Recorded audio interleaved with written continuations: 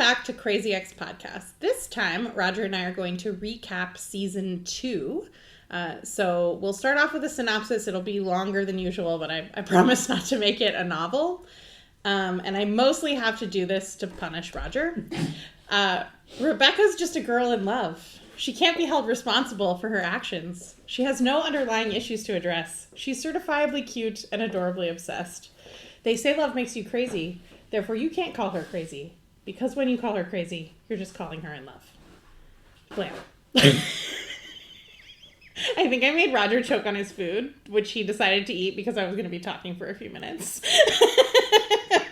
When my doctor asked me why my blood pressure is the way it is, I want you to remember this moment because it's probably because of that what you just did.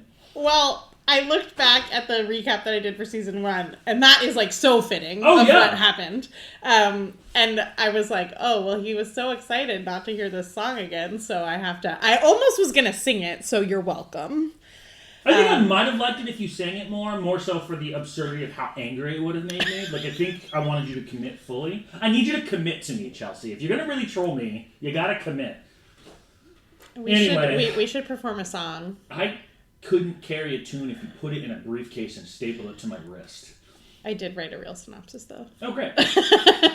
After Rebecca and Greg crash and burn, and Josh and Rebecca hook up after Jema's wedding, Josh sort of moves in with Rebecca.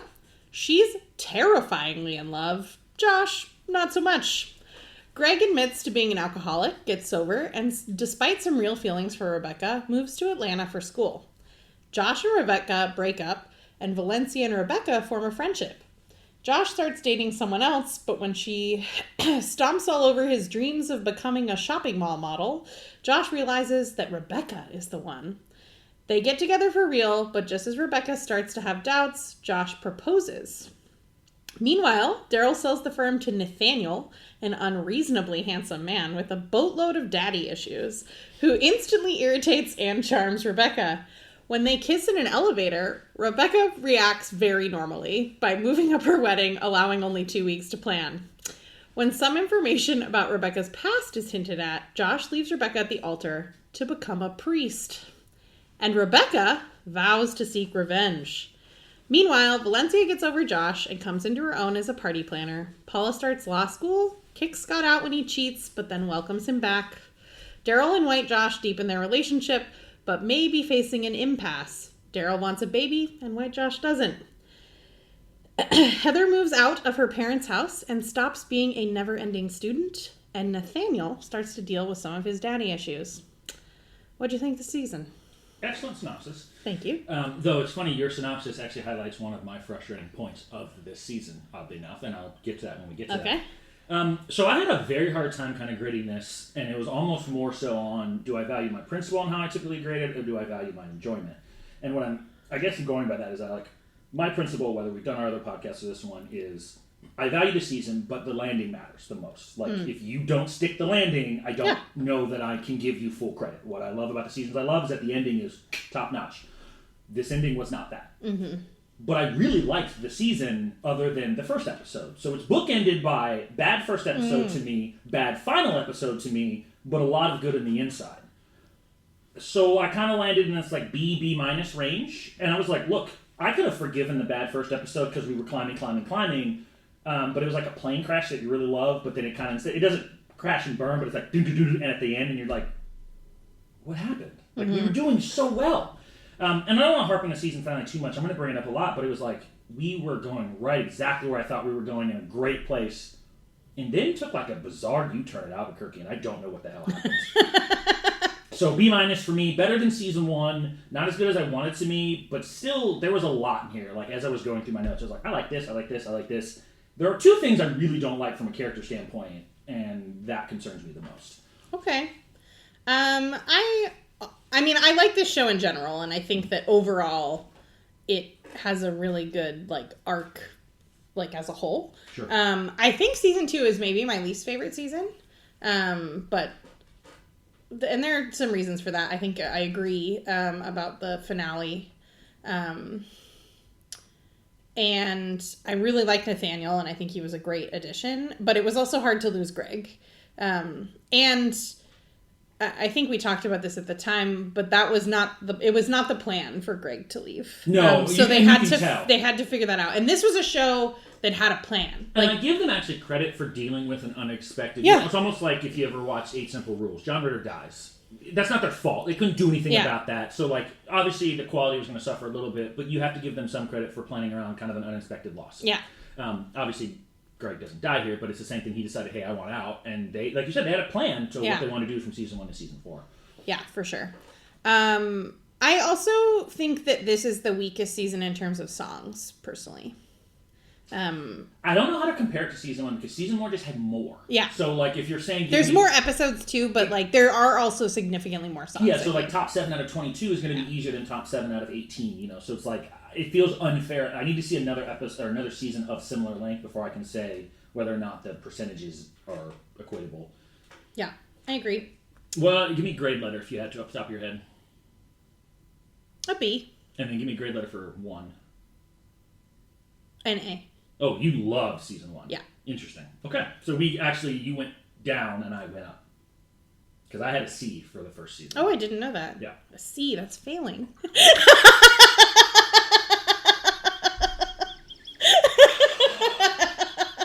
Oddly enough, we will come back to that. Okay. All right. You want to talk about math? Do you have something before math? What do you have before math that counts? No, let's go to math. When you said that, I was like, why are we talking about math? Yes, let's do our recap of counts and math. Okay. So I have a few things. I have winners and losers and who we had the most for each.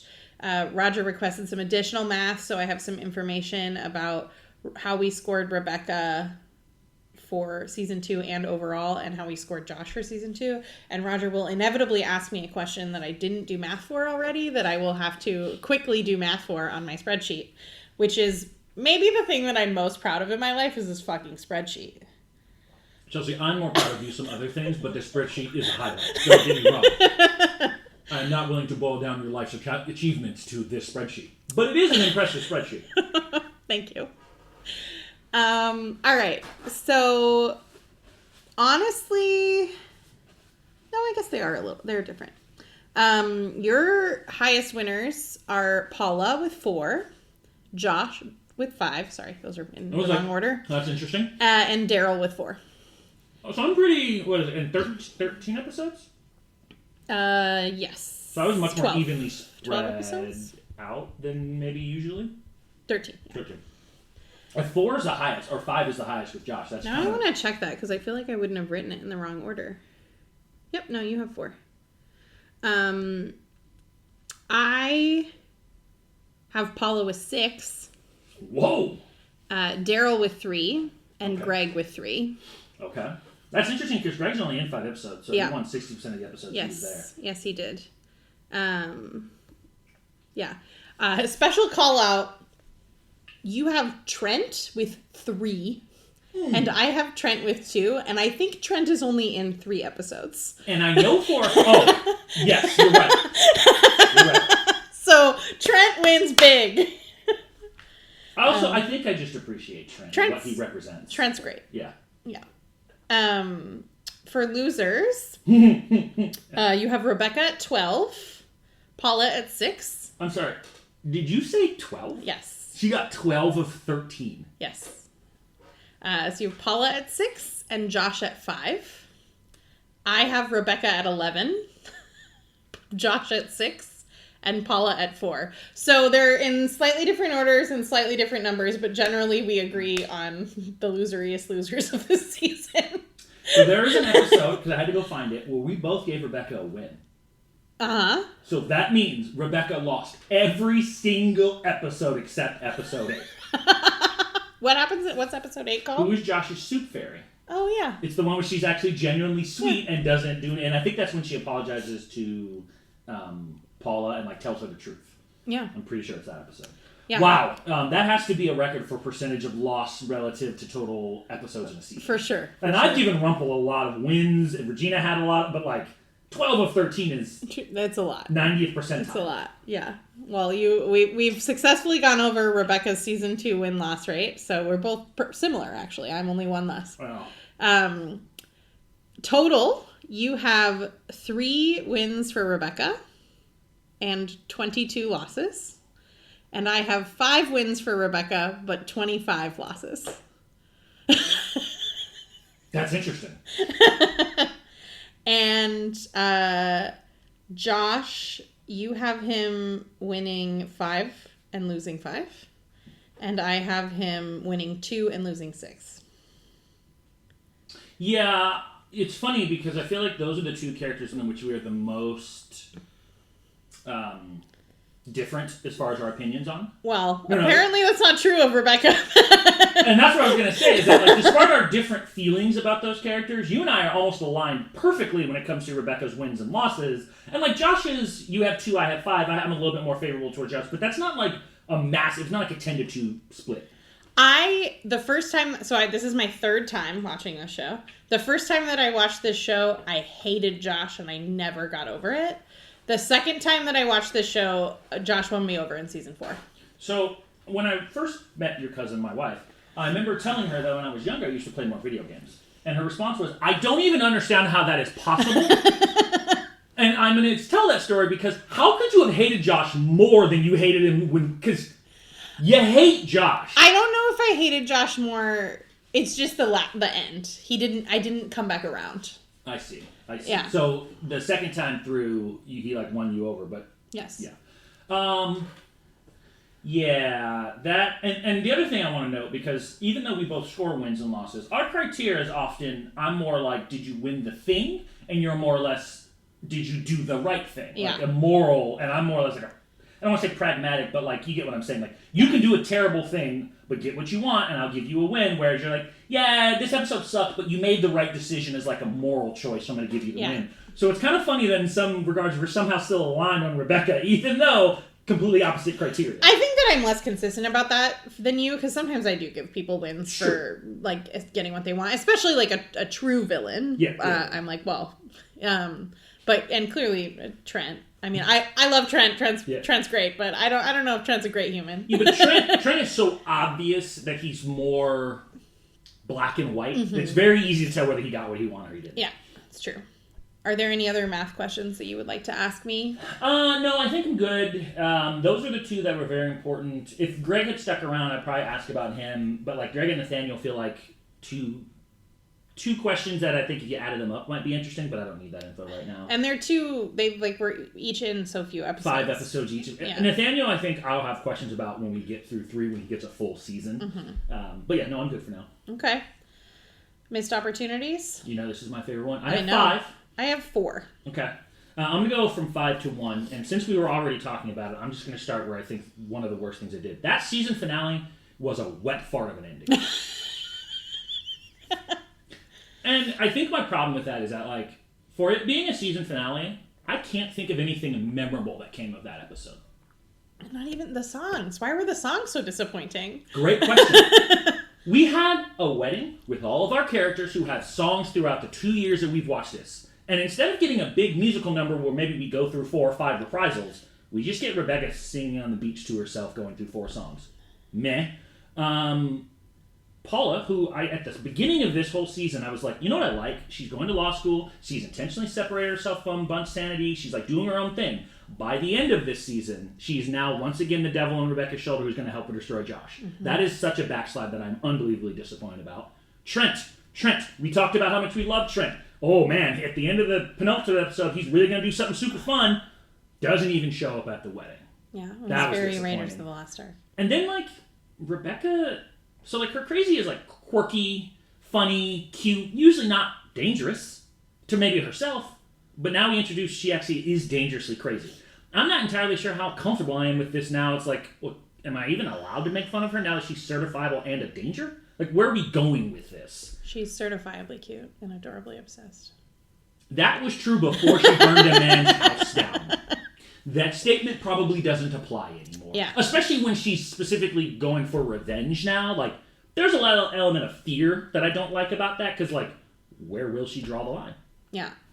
I don't know. I did not like that season finale. That was really no, I agree. And I it's funny too because it's not like anything The revenge plot aside, Yeah. or the future revenge plot, revenge. I didn't want them to get married. Like, them not getting married was the right thing. And I even like the twist of, for once, it wasn't what we thought it was going to be, because I thought it was going to be she was going to hook up with Nathaniel and decide that but actually he left her. Yeah. Which is not where I think I thought this was going, and probably the first time you watched it, you probably didn't think it was going that direction. For sure not. So, like, right result, but the process in which they got there was poor. Yeah, I agree. Can I go again real quick? Because we already talked about it, so I don't have to do it again.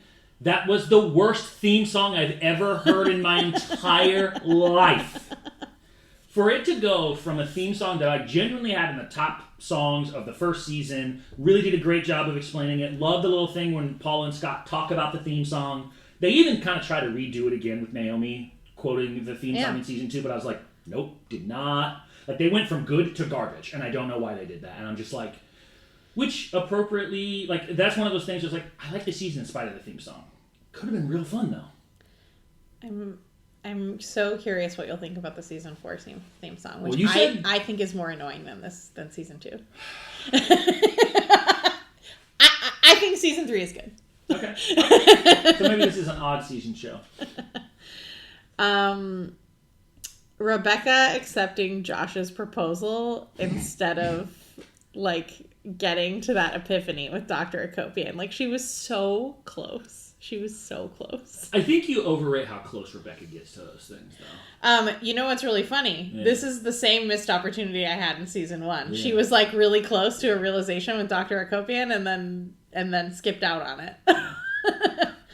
It's funny, I don't look at that as a missed opportunity only because I knew it was going to lead us to a more final conclusion. So the way that you felt about Rebecca chasing down Greg was that, like, if we don't get that, then maybe there's going to be a backslide. Yeah. That's actually how I felt about, like, this needs to happen because they need a hard break and we need to be done. Yeah. Because otherwise, if it doesn't happen, it's always going to be like a lingering thought of, oh, well, now I'm healthy now, so maybe we can make it work. That's actually a really excellent point, especially because of the way that Rebecca, like, idolizes Josh. And I when I was going back through my notes, I didn't add it as a favorite line because but the way that the rabbi that's played by Patti LuPone, when they go back, the way that she talks to Rebecca about Josh, I was like, oh yeah. And you're right that, like, if they didn't have closure, Rebecca would have been like, but Josh is on the pedestal. Well, and especially for someone like her, I could see her going, well, now that I'm fixed, we can make this work, as opposed to this just doesn't work. Or every man that she dates forever will be compared to Josh. He's not a person, which means no man has a chance. Yep. No, so it was like it was bad, but for a good reason ultimately. This is from the season finale. It was introduced in there, but it's not just from the season finale. But it's definitely a thing I don't like. The whole Robert arson institutionalized story, way too Diamond Trigger, MacGuffin, out of nowhere. Why did we introduce that so late with all of the opportunities for 2 seasons to talk about this? Yeah. And I'm not saying it need to be like a hard, long conversation, but Naomi knows about it, which means she should be like, hey, be careful and be sure that you want to marry her, because if you break her heart, this could go really poorly. You don't have to tell me what it was, but you needed to give me something, because all of a sudden this was just introduced out of nowhere. Was she having, what did they call it, an episode? Like a dissociative episode? Dissociative episode, yeah. So it was like we introduced this really big plot point at the very end, and you're like, the fuck? Yeah. Like, why? And it wasn't a cliffhanger. It was just like, now Rebecca's been dealing with this thing that existed and caused real problems in her life, but we never talked about it before. That doesn't make sense. Yeah. Especially Naomi not talking about it. Yeah, I agree. I think that's a really good point. And it also, I mean, I know that we, like, disagree about Josh becoming a priest and that being a positive thing in his life. But Josh, it takes away from Josh, like, having a realization about his relationship with Rebecca if it's focused. I mean, he doesn't open the envelope, so I guess he doesn't actually know, which is helpful. But we do. And it sort of takes away from the like, he just realized that they weren't right for each other and decided to grow up rather than, like, he thinks she's crazy. So I think it hurts Rebecca, but not Josh, because Josh never finds that information out. So he makes the realization that you said. But I feel as the viewer, instead of feeling like Rebecca isn't happy with Josh, which is where we were going with Yeah. the Nathaniel storyline. Like, she doesn't get the goosebumps. She's bumpotent. All that stuff. In bumpotent. Now it's, oh, wait a second. You're crazy, and you burned a house down, so, like, you shouldn't do this for that reason, which is, like, that's not character growth. That's just, I kind of figured out something that's more dangerous about you, which I feel like kind of hurts her character growth. Yeah. The other problem now I have is that, like, her credibility is shot. Like, Dream Ghost, I love that episode.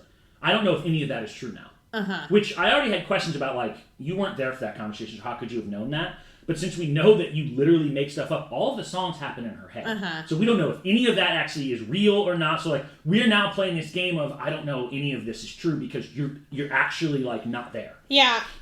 I've always assumed that the songs are...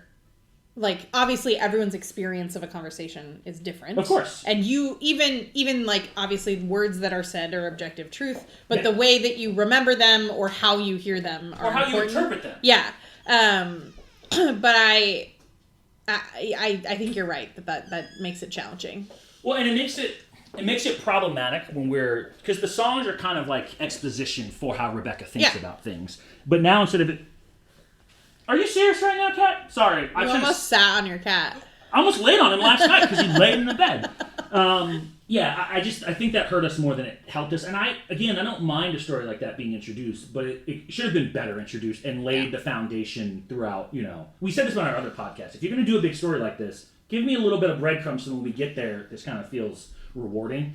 The other thing that I kind of want to talk about that, too, is that we get this Silas thing with Rebecca, and the hotel seems really good because it's, like, sad. Mm-hmm. I think why I like that is that felt relatable and real. Like, God, your father was disappointing, and you feel like you disappointed him, when in reality, no daughter should feel that way. But then the rage one fell flat to me.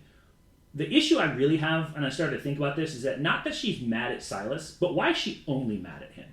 Because there's another parent who deserves some rage here. And we never talk about Rebecca's anger. And we even had the previous episode where her mom says, I'm not helping you with the wedding, where Paula has to chew her out and force her to do the right thing. And I'm like, can we bring that energy that we have for Silas here, when he really didn't do much in this episode, and bring that for Naomi, who actively has been a shithead for 2 years in this show? And we get nothing negative towards Naomi. We just get Silas is the bad guy. He's the cause of all my problems. He did everything. Even Paula says, oh, the reason you're this way is because Daddy left you. And I'm like, that's some of this. But you don't think Naomi's constant abuse caused some problems here? I'm so excited for maybe she's not such a heinous bitch after all. Is that about Naomi? Yes. Okay. I'm sure the woman who said you inconvenienced a lot of people with your suicide attempt isn't a heinous bitch. But I doubt it. And actually, even if you think about the flashback episode, which narrative questions aside, she actually looks very sympathetic in that episode. Yes, she does. So it's like, it's not that she's not capable of being good, it's that she's just not capable of not being a selfish bitch. It feels like she is really into defending Rebecca. Like, she doesn't care about Rebecca's emotions or how she feels ever. But That's not true, though. Think about how she is with Josh. That's true. I guess she's very, very bad at expressing her own emotions and dealing with Rebecca's emotions. Yeah. But she doesn't actually want anything bad to happen to Rebecca. I think she cares about Rebecca, but doesn't like dealing with Rebecca. So a lot of their conflict is when they're here. Yeah. But if you take Rebecca out of the situation, she's actually surprisingly caring. She talks about how, like, hey, Josh, if you care about her and you want to marry her, this is the thing that Rebecca has dreamed of. That does take a level of knowledge and awareness and, like, care and comfort. But also, this is the same woman who used the term Oriental. Yes. Like, she... And I actually like that about Naomi. She's flawed. Yeah. She's not some perfect Brady Bunch mom. But there should be a level of anger here that we don't get. Yeah. Speaking of that anger, look, I have no problem with daddy issues. It's totally fine. But I want you to think real quick about... We only see Nathaniel's father one time, very quickly. In those 4 minutes, that man establishes exactly why Nathaniel is as broken as he is based on the actions and the things that he says quickly.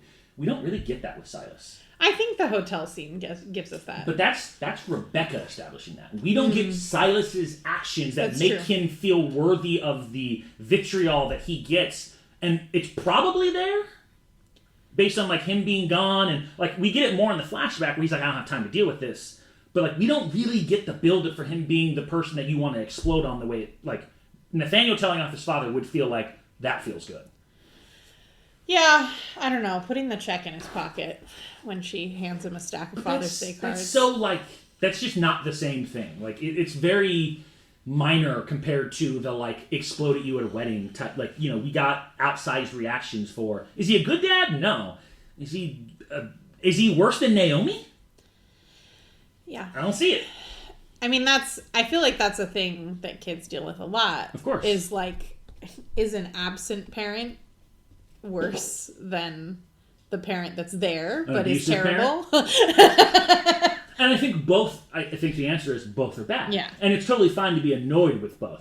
I think, though, this show doesn't normally do subtlety. Yeah. You can't do subtlety when building up a moment like that. You need to show me how bad Silas is. You need to make him the villain we want him to be. Yeah. All right, my second one is obvious, and we already talked about it, but Greg.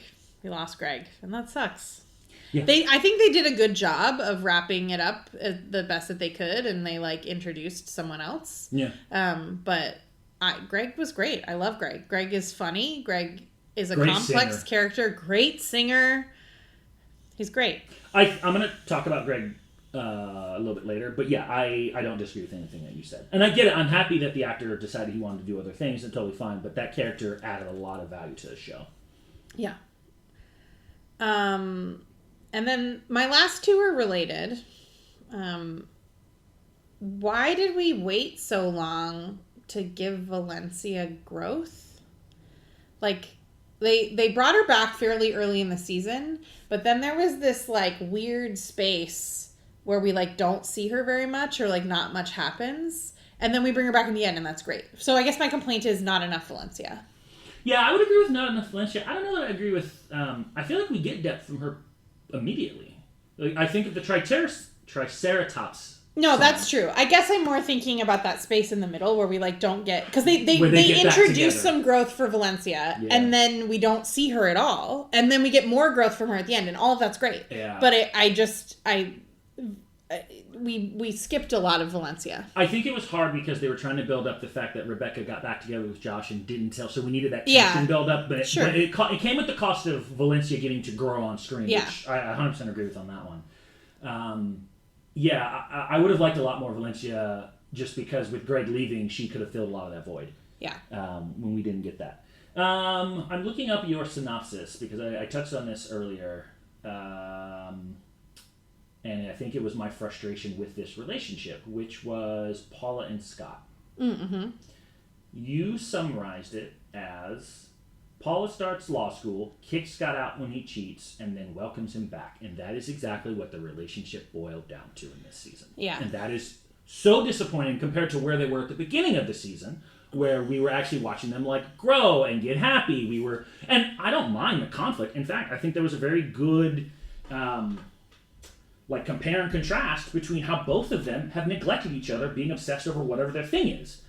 And we threw all that away to do a stupid cheating storyline. Yeah. Which, it's fine if we'd have gotten there, but, like, the conversation now completely shifted to that, and instead of them ever addressing what happened the night where she basically wasn't there for him, it just becomes, you fucked up by sleeping with Tom. Yeah. And it was like, we don't even have a discussion anymore about, like, Paula's obsession. Because that's no longer the concern, that's no longer focus. His thing supersedes what she did, and you're just like, so we just threw that away. And now she's hyper-fixating on Rebecca's revenge. So we have thrown away all of the growth of Paula and Scott to do, and I hate to say this is Rebecca's fault, because we need Rebecca to have an opportunity to be there for Paula, because we need Rebecca to have a revenge storyline. You've heard me say this before. We sacrificed all things for the Savior, now we sacrifice all things for the main character. And it's like, but we didn't need to do this. Yeah. Well, and you make such a good point about their, like, growth early in the season. We talked about this during the episode, but this was a CW show, and they did a nuanced plot line about abortion. Yeah. Like, and it was good. Yeah. Like, they did a good job. Without being over the top, but still being kind of ridiculous. And they handled it in a reasonable manner. Yeah. Which was like, cool, there's a lot of good that can come from this. And then it's almost like they changed writers midway, and we're like, we gotta get more scandalous. And you're like, all right. Well, because I thought it was, like, Scott was so good about that. Like, the way that he handled it. And I also thought it was really interesting that, like, I mean, Paula's Catholic. Like, it makes sense that she would have, like, deeply ingrained feelings about abortion. She's also already had 2 children. She's a woman in her mid-40s. Like, these are very real and complicated feelings. Yeah. Statistically, most abortions are from women that already have children, actually. That does make more sense. Yeah. I think the other thing that sucks is that we're never going to get the conversation we needed about them talking about that, because that's not what the relationship is about anymore. It's about repairing what Scott fucked up. And we don't really get them both talking about their obsessions. Yeah. And that to me was like such a good core concept for them to talk about, especially in this show where our main character's number one issue is that she obsesses over everything. Yeah. So like seeing a healthy Paul and Scott have a conversation about their obsession where Rebecca continues to run head first would have been a great, tit for tat, and we lose it. Yeah, I agree. Well, I said my last one was related to Valencia. Heather, similarly. We got some great growth from Heather, and I'm not, I don't think that Heather, backslid or anything. We just, don't get very much Heather, other than her being funny, which I always appreciate, not asking for less of that. But I she, has that confrontation with her parents about how they, just kind of let her constantly not be in a state of arrested development. Yep. Well, not only they let her, they support it. They enable it.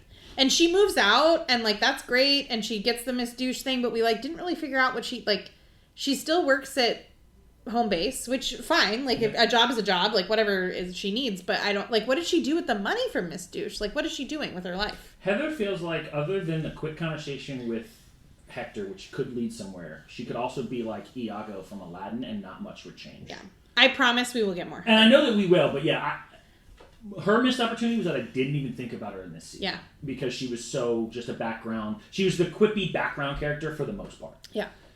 So you talked about Greg, and I want to specifically focus on Greg and Nathaniel because they never overlap.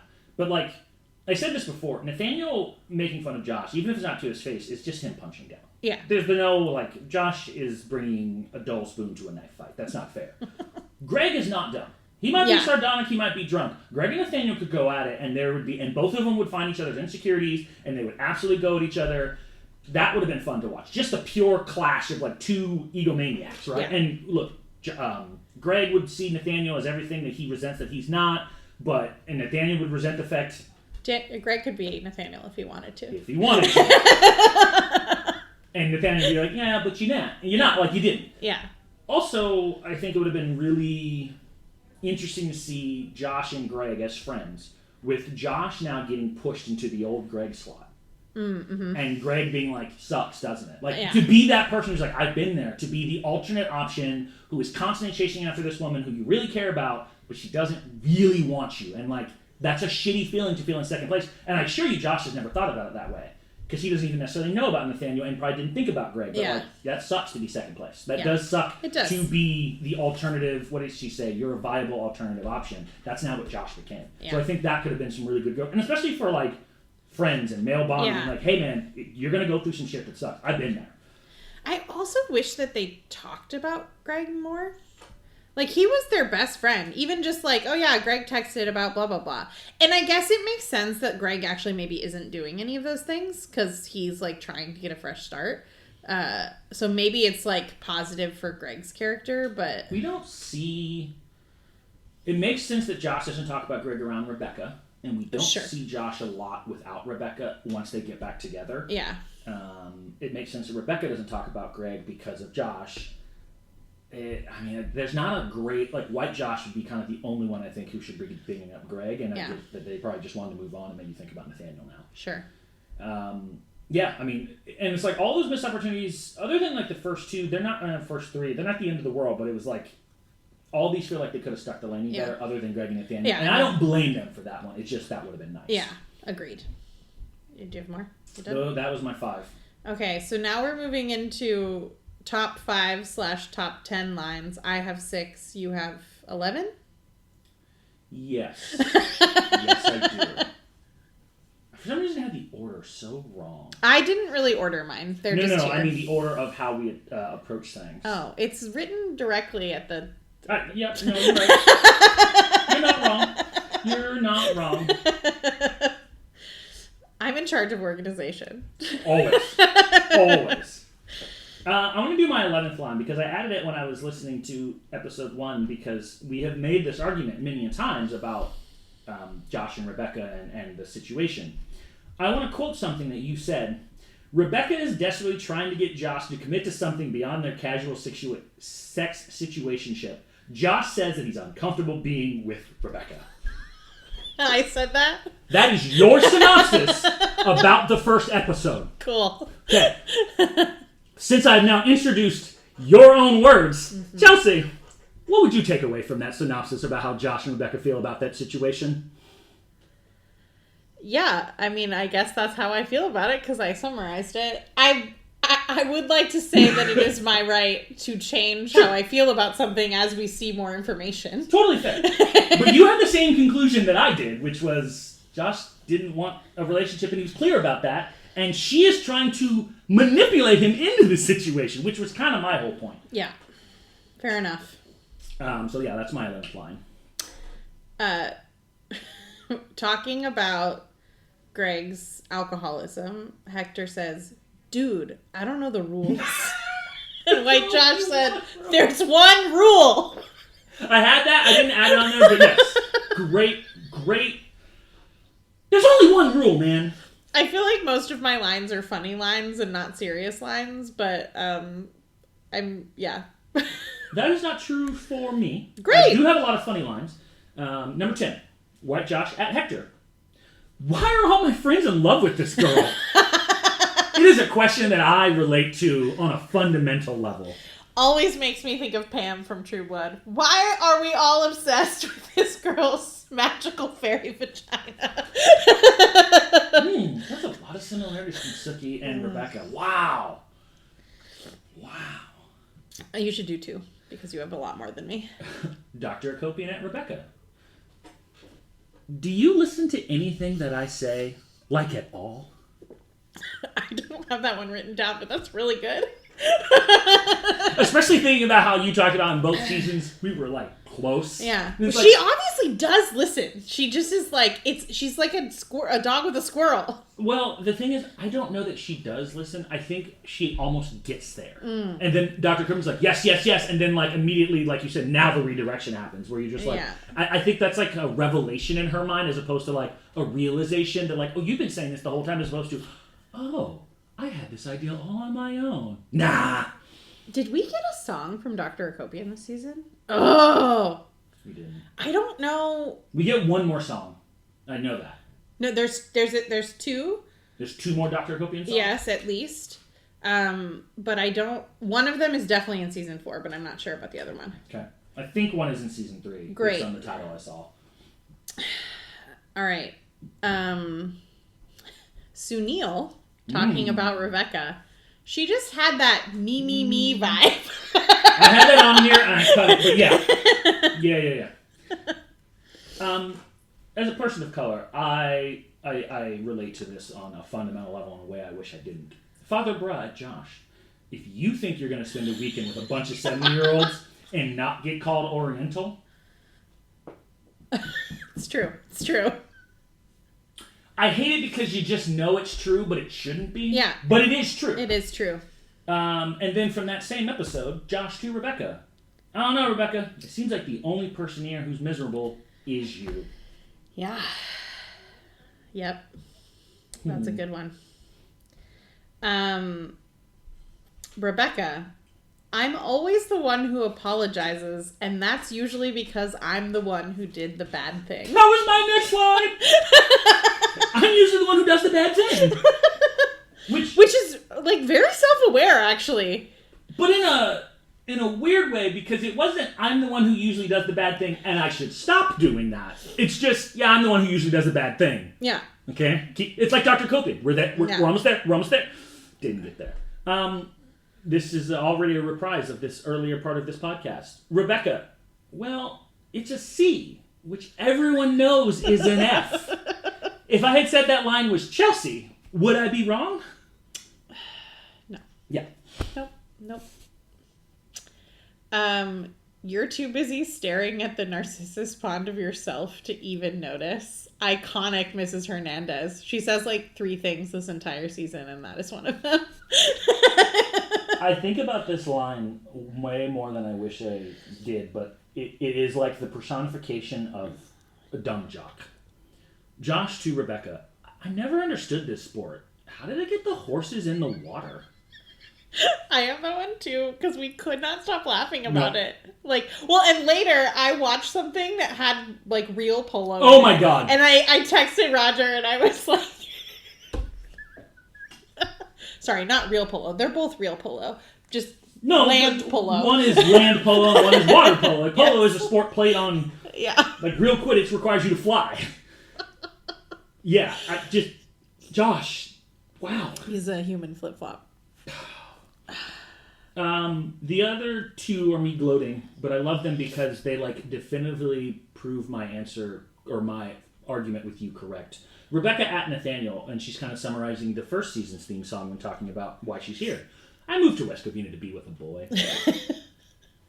Yep. Yeah. Okay, I only have one more regular line, although I forgot that I cheated and made a separate section for song lyrics, and I have 3 of those. So why don't we just finish our top 10 lines, and I want you to do all 3 of your song lyrics. Okay, great. So my last line is Nathaniel talking about Daryl's office looked like a gas station in New Mexico.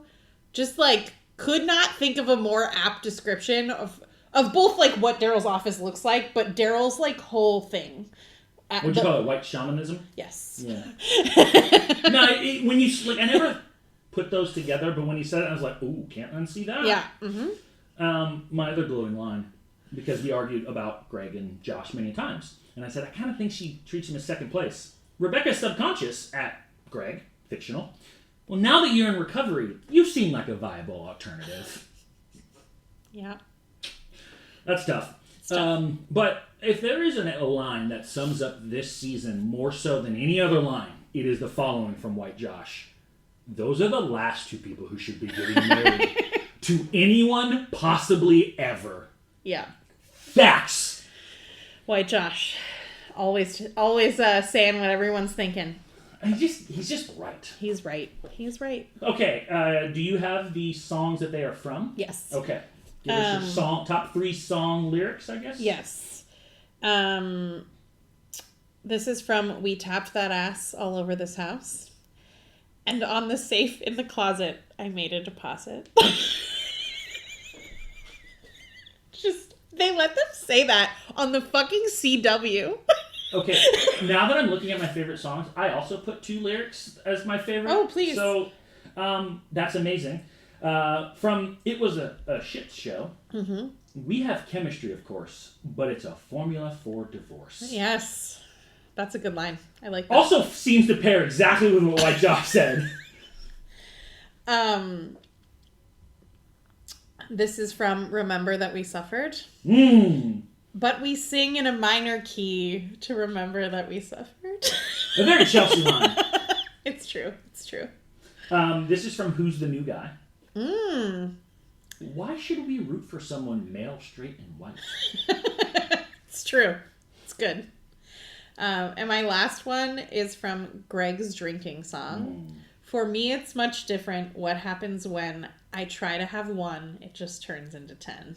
Just great character. Really good description of what it's like to be an alcoholic. That's tough, but all good lyrics. All right. I have 6 top 5 songs. No, you have 6 favorite songs. Sure. I have 7. Okay, great. So I'll go first. It Was a Shit Show, coming in at number 7. That's a good one. Perfect exit for Greg to leave the show. He's fantastic in that. The lines get more and more absurd as the song continues, and you're just like, nothing about it is wrong. I think he at one point compares the relationship to Chernobyl and Katrina. Yep. And I don't know that I can disagree with him. It was just bad weather. It's just bad weather at Katrina. That's a great song, and also an excellent performance from Santino Fantana. Also, think about it, like, that was his concluding performance. Yeah. I mean, like, mwah. Beautiful. Tell Me I'm Okay, Patrick. Is that her on the piano, like being yes. a lounge singer? I mean, the visual gags, the box playing the piano, Seth Green laying on the piano and just deciding to, like, get into the Rebecca's mind palace, I guess. Yeah. And yeah, it just felt so relatable to me as a person that often, like, overwhelms myself with too much stuff. Mm-hmm. To be like, can you just tell me I'm okay? Just tell me I'm okay. Do you, like Rebecca, also struggle to ask for help? Yeah, definitely. You know this. I mean, there's a difference between, and I've heard this from people who are like you, sometimes it's not that I struggle to ask for help, is that people just don't help me, so I just learn to not ask anymore. I mean, I think that's also part of my problem. Yeah. But I am better. I'm trying to take baby steps in asking for help. I'm really good at asking for help from tall people for tall things. Good. That's progress. As my wife says, I didn't marry a tall man, so I had to climb on a stool anymore. Yeah, that's true. Number 6, we tap that ass. I have that one as well. Very Fred Astaire to me is what I thought of when I saw it with all the tap dancing. But like it, and I think this is maybe Rachel Bloom at her funniest. Yeah. Her facial expressions and like the little quips. I'm surprised you didn't have this in there. We finished on her chest, and then it's an actual You're gonna chest. Scratch it. Yeah. And just like, and then Josh talking about, no, I'll do it better. Like, it was just such a funny and like perfect way to describe the way that she looked at them. It was absolutely hilarious. Yeah, I agree. I have that one as well. And they're both really good at tap dancing, which makes sense. I mean, Josh is clear. Why do I not know that actor's name? Vincent Rodriguez. Thank you. He's clearly a professional dancer. I didn't know Greg could dance. Well, I mean, he's a Broadway performer, sure. So that does make sense. But okay, I have "Let's Have Intercourse," the Nathaniel song. Like the song, the line, "They're probably straightforward nipples" is just with me for the rest of my life. I will never not hear that. The way, like, I also love the, like, music video aspect of it, like, the way that they, like, zoom in on his face and his performance, like, vocally, yes, but, like, his facial performance in that song is so good. And actually, Rachel Bloom is also very good in that song. Like, he says, like backhanded comments to her constantly, compliments to her, and the way that, like, her facial expressions it's great. Well, she's like dancing around him the whole time. Yeah. Like, that was a pretty good performance. Also, it also highlights a really strange thing about the way we view like nudity when it comes to like boobs. Like, if you just cover up your nipples, I could see the rest of your boobs and we think nothing of it. So I could see 99% of your breast, and that's fine. But if you show me this little circle here, that's the part that we think is over the line. Yep. Her shirt blew open at that window during the Santa Ana winds, and he could not stop thinking about her nipples that he had not seen yet. But like, I feel it's like if you wear a bikini that just covers this, I'm seeing basically all of your boobs. Like, that is weird that is where the line is. Yeah, that's true. Remember That We Suffered. I have that one next as well. Yeah. Just such a perfect Jewish song. It's a great song for how, like, Naomi describes. It reminds me of her introduction, like her whirling dervish. But, like, also because that episode was so much... bathroom? Yes, where's the bathroom? So much of that was Rebecca forcing herself to be miserable while Josh was making the bed. It was so perfect. Which actually, like, is... I know we were talking earlier about how that was, like, bullshit, that she was, like, making herself suffer in the situation. But is that she wanted Josh to suffer. Yes. But it is actually also, like, that is, like, ingrained in her culture to try to do that. I believe his, too. I think he's Catholic. Yeah, he is Catholic. Catholic guilt is... I'm not going to compare the two, but, like, Catholics are known for their guilt, just like Jewish religion is known for their guilt. So it's like, that is a thing of both of them having common, except for Josh is like, I'm just not going to be miserable. Yeah. No, I mean, I agree. And, I mean, Patti LuPone, iconic. Yeah. Some great funny lines in there. I love when they, like, start doing the Torah and they, like, lift her. Yeah. It's great. Well, and, like, when Naomi's just going through the lines where she's just, like, randomly quoting shit, and you're like, but remember, the Nazis. Don't forget, I don't want to talk about the Holocaust, but the Holocaust. Yeah. And you're just like, this is nuts. Do you want me to go again since you had that? I only have 2 more. Okay. Who's the new guy? When you want to talk about how to introduce a character, who's the new guy is the standard. Like, that was beautiful. As well as Where's the Bathroom was for Naomi, Who's the new guy exactly told me everything about Nathaniel. And you normally don't like fourth wall breaks. This is filled with nothing but fourth wall breaks. It's so funny. But then they like play into it. It's like, it's for our ratings, obviously talking about the show's ratings, but then like, yeah, we mean on CW.com. Exactly. Yeah. Or when they like introducing someone so late in the season and they're like, of course we mean fall. Of course we mean fall, yeah. So it was nothing but fourth wall breaks, and I was like, that's hysterical. Yeah, I liked it a lot. Well, and then also I had that like snapping, I don't know exactly what that's parodying, but it reminded me of like West Side Story, like with all the snapping and the dancing, but then also like kind of hiding. So like it was well done song. Agreed. This is number 3, and honestly, I had it 1 and then I had to think about it, but all 3 of these are phenomenal. Santa Ana Wins was so damn funny. I don't have that one, but it is very, very, very funny. It's hard because it's 3... Like, it's not really one song, but it like the gag of it and just it keeps coming back is so funny. And Rebecca, like... yelling at the winds. Oh my god. I think about when he talks about when they both had the sex dream, that they were both Santa and winded. Also, and then he's the weatherman. Do you know what his official character name was? The Santa Ana Winds. The Wind. So Rachel Bloom went to this man and go, hey, I got a character idea for you. Oh, who am I going to play? The Wind. Mm. Hysterical. Just and like his like kind of nasally, funny, like impish. I mean, he was perfect in that episode. And also Rebecca is singing all of this in her own head. And then at one point, he starts singing, "You ruined everything, you stupid bitch," in the tune of Santa Ana Winds, which means Rebecca was singing that in that tune. You're just like, this is nutty. Yeah. And then you get to see her, like, fabulous. Throwing her purse around to no one out there. Yeah. Yeah, it was great. 2 left for me, then. Yeah, I also have 2 left. Greg's drinking song. Also my number 2. Ooh, we might have the same number 1. We might. I love an Irish drinking song. Oh, yeah. Always jig, fun. Shall we say? Yeah, a jig. His performance is great. I love how they like cut it back to like weird early 1900s Irish bar.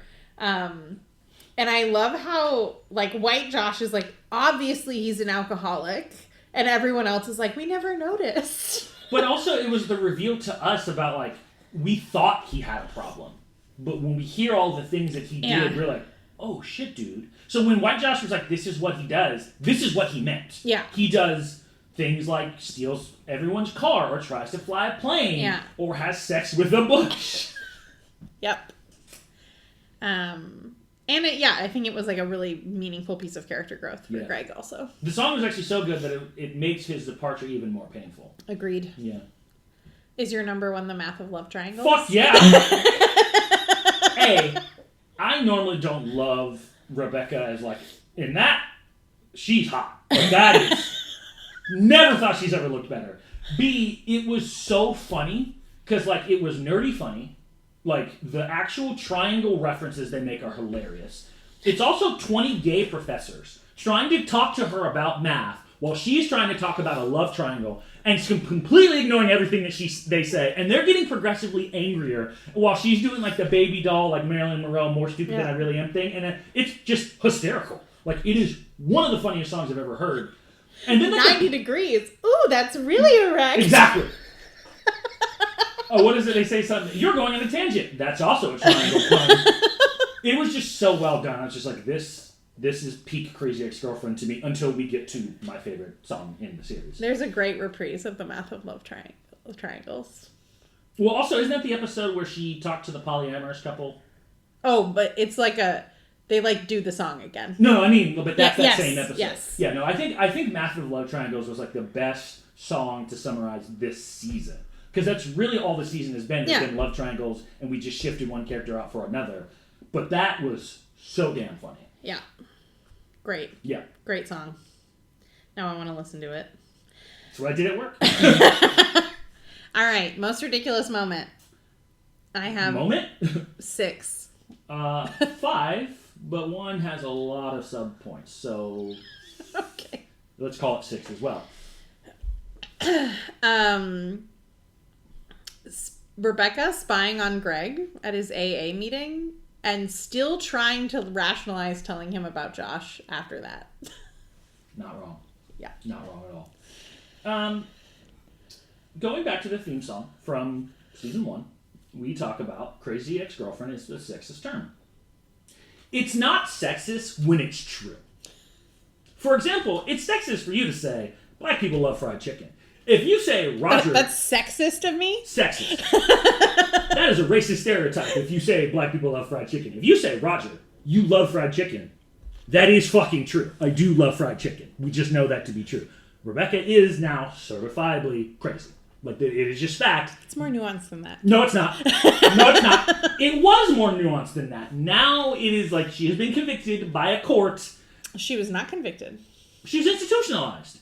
Yeah, I guess. By definition, you only get institutionalized. Okay. Yeah. So, like, you can't use that excuse anymore. You just got to own it that you are actually what you are. Rebecca decides that she's pregnant and tells Josh that she is before she's even taken a test. Definition of ridiculous there. Yep. So Rebecca is Jewish, and we don't always talk about it, but sometimes it comes up, specifically in the episode with Remember That We Suffered. In 3 consecutive episodes, we get Nazi references. Yeah. So whether it's at the club at Spiders... See Kyle! Yeah, Sig Heil, bitch! And you're like... And then, obviously, they're talking about Hitler and like something else. I'm like, what is up with it? Oh, they call Nathaniel Hansen Hitler. Mm-hmm. So you're just like... Why are we talking about Nazis so much? Like, and Remember When We Suffered, it was topical. Yeah. The other 2 felt, especially the one at the club, and I was like, where did that come from? Because that's not something she does normally. Like, I've never heard her make Hitler references as a way to insult someone. Like, that was just bizarre and kind of out of nowhere. That's true, yeah, that is really weird. Yeah. Very strange. Rebecca and Valencia pee on equipment to punish Josh and reclaim their independence. Their power. But it's not even, it doesn't even belong to Josh. No! Also, what? What? It's so bad. That is what dogs do to mark their territory. I'm not sure that a human peeing on my PlayStation means you've reclaimed your power. You just are crazy. Yep. That was my next one, so I'll go because this one's kind of a longer one. Like Nathaniel, love the way he's introduced. I think he's a good character. Let us remember that he is painted as the villain because he wants them to do their jobs. So that's like part 1. The interesting thing about this, though, is that his humor towards Josh actually is villainous. Like, mean-spirited. He's mean. He's mean. And I understand that asking people to do their jobs is legit. Is legit. But he is also mean to them. Sure, but they also are very bad employees. Yes. But like, Josh does nothing to draw his ire, and he's very mean. And the part that Rebecca really doesn't like about Nathaniel isn't that he's mean to Josh or mean about Josh. It's that he wants her to do her job. Yeah. That's actually what the villainous part of Nathaniel is. That, like, you expect me to be here and do my job. She's especially mad that he wants other people to do their jobs. Yep. Because they have to do them, so Rebecca doesn't have to do hers. Yeah, and then I think, like, the thing that I kind of, like, noted was that, like, for example, had Nathaniel made a bunch of weight jokes about Rebecca, Josh would have defended her. Yeah. And even more so, had Nathaniel made weight jokes at Paula, Rebecca would have absolutely defended her. Yeah. But Josh being called stupid, no defense. Yeah. That's fucked up. It is fucked up.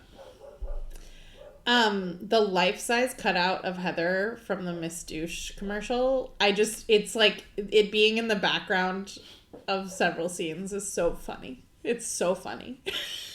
I would like to say that if I had a life-size cutout of myself, it wouldn't be in the background everywhere I go. Even if it was a douche advertisement? I mean, am I getting paid $10,000? Yes.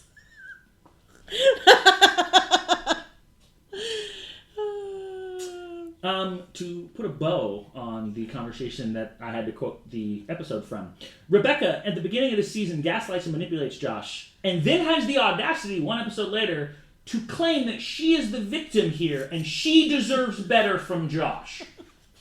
How fucking dare you? How fucking dare you? And in fact, we actually see this as a pattern through both the middle and the end of the season, is that whenever Josh decides to walk away, she gets fucking angry. Yeah. She cannot handle rejection to a point that, like, as you said, she needs to be chosen. And when she's not chosen, she flips her shit. Yeah. When Greg decides to leave, she flips her shit. When Josh decides she breaks up with her, she flips her shit. When Josh decides, I don't want to marry her, she decides, I'm going to destroy you. That is not the sign of a healthy person. That is a crazy ex-girlfriend. Yeah. Also the sign of a person with abandonment issues. Yeah. Yeah, you're right. Patton Oswalt, the creepy security guard, that tag where he has to go on that date with, where Paula has to go on that date with him. Look me in the eyes so that I know when you touched it. It's so creepy. It's uncomfortable. Like, and it goes a little bit too long. And like, to be honest, it's over the top, but like, I have literally met men like that, and it's really creepy. Not. Yes, for sure. That are so creepy like that, 100%. I mean, I've never had someone like make me come on a date with them at an aquarium, but yes. Wow. Some men are really creepy. I mean, it's funny because I feel like there's like this, I don't want to go too much of a tangent, but there's like, you men never trusting other men are so patriarchal and you just want to be controlling. It's like, or maybe we know dudes. Have you considered we all grew up with dudes and we know dudes and therefore we don't trust dudes with the women we care about because dudes are fucking creepy? Yeah. There's also a reason why, like I always say, there's a reason women don't trust other women. You know something about each other that we don't. And you're thinking a little bit more logically than, men are. I don't have any more. I have one more. Go ahead. Josh is trying to become a priest. He thinks that he has a calling to be a priest. God is a pretty girl. God is the new pretty girl. I'm going to put a pin on that and we can come back to that conversation later. Okay. If that's okay with you. Sure. Loser. I have 2. I have 1. I mean, I could have selected a lot, but I just have 1. So interestingly, I could not have selected a lot, and there were only 2, and I looked back to see who I selected as my winners, and it is the 2 winners I had from last season. Really? Yes, both of them who I thought won, and I think I even said, I don't think this win will last, but I think they are going to struggle, and both of them lost this season, and it's Paula and Rebecca. Okay. And in fact, my big criticism of this season is how Paula backslid and Rebecca didn't grow at all. So, let's start with Paula. Paula, the Scott relationship just didn't get fleshed out the way I wanted it to. I know you mentioned we might come back to it. I don't think we are. I don't think we're going to ever truly have the discussion we need to have. And even if we do, it should have happened this season, about their obsessions and their lack of growth and all the things that we didn't talk about. And that... Is that a Paula problem or a writer problem? Well, it's a Paula's character problem. Okay. So, like, the fact that she didn't get the opportunity to grow on that. I also think the fact that her situation with Rebecca, where Rebecca is her best friend but wasn't there for her when she had an abortion, that sucks. Yeah, she got cheated on. That's not a good feeling. And I don't even think it's her fault she got cheated on, but that's a shitty situation. Her backsliding into being Rebecca's devil on her shoulder to help her get revenge is such a disappointing backslide. Like, unnecessary, totally lack of growth. Also, and I had this note, went on maybe the creepiest date I've ever seen in my entire life. Like, as I was writing it, I'm not imbumpatent when it talks to the creeps with that. Like, totally uncomfortable. And I think I was just disappointed because, like, there was real chance for growth with, like, her breaking away from Rebecca. Even, like, the whole conversation where her and Rebecca finally get into it. And I was like, okay, we can have it. But they never really have that real conversation. Like, they get into that little bit of a fight, and then they just drop it because the other stuff kicks in. So it's like they just let it go. I think that when Josh confesses his feelings, but Rebecca stays with Paula, I think that is growth for Rebecca, but that's just Paula being there. Yeah. Okay. I don't know that I'd call that growth for Paula. That's fair. Also, even the Scott thing, her taking Scott back felt more of a win for Daryl than it did her. Because like, Daryl's the one who has to talk her into it. Yeah. I'm also disappointed with how shitty she is to Daryl. Like, he even is willing to be not treated as an equal because he values her so much as a friend. And it takes her maybe the whole season to see how valuable he's been. And I'm like, there's no growth from her, in my opinion. Like, she backslid.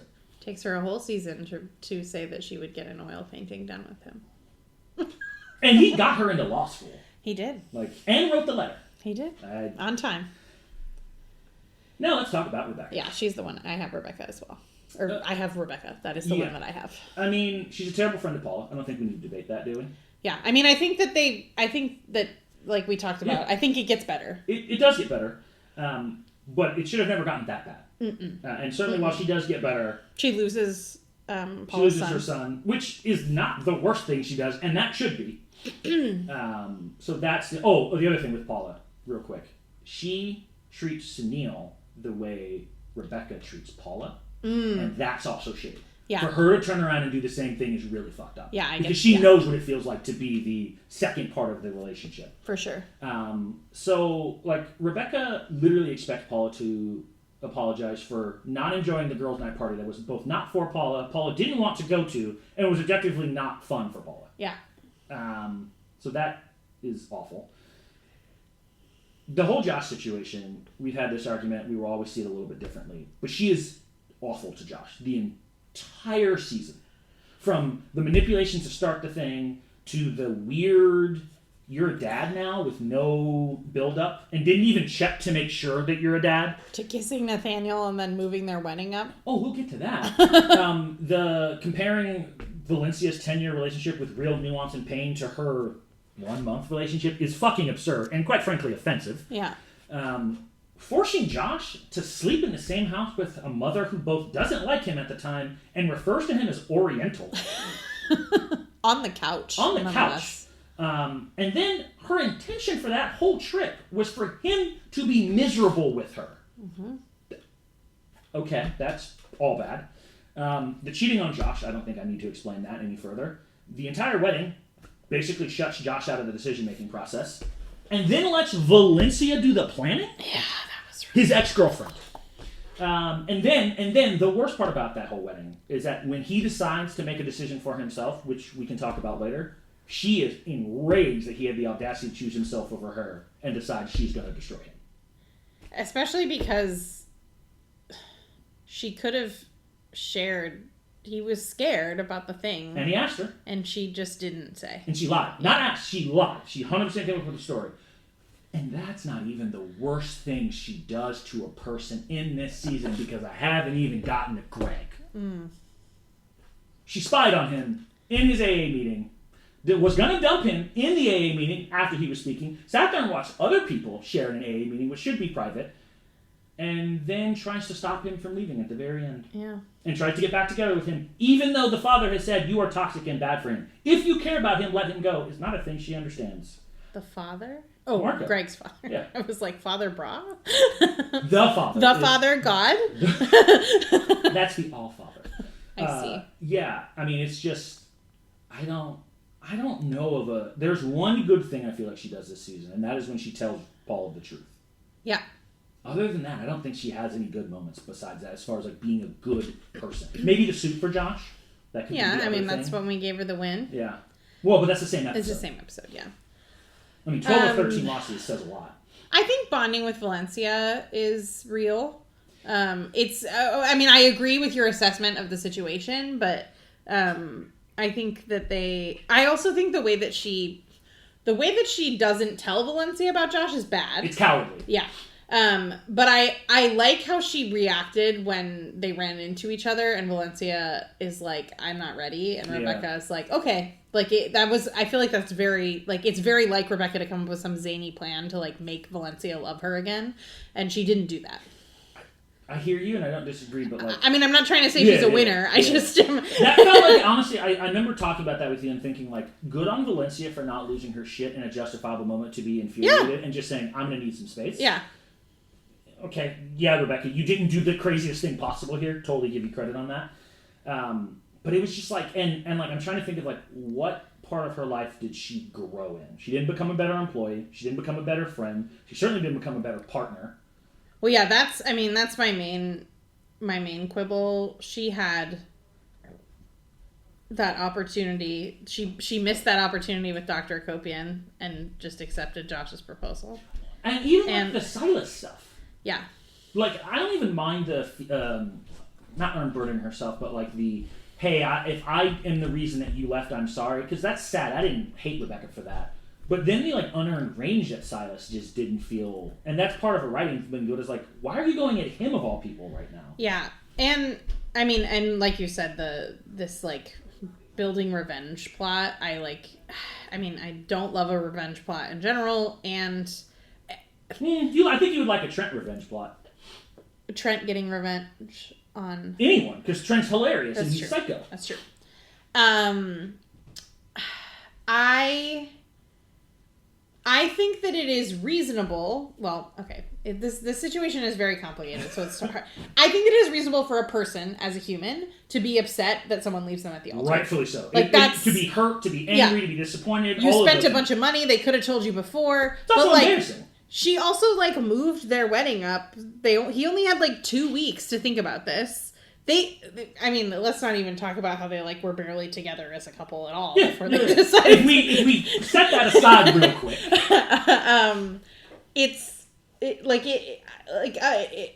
I'm sorry, I have no words for this.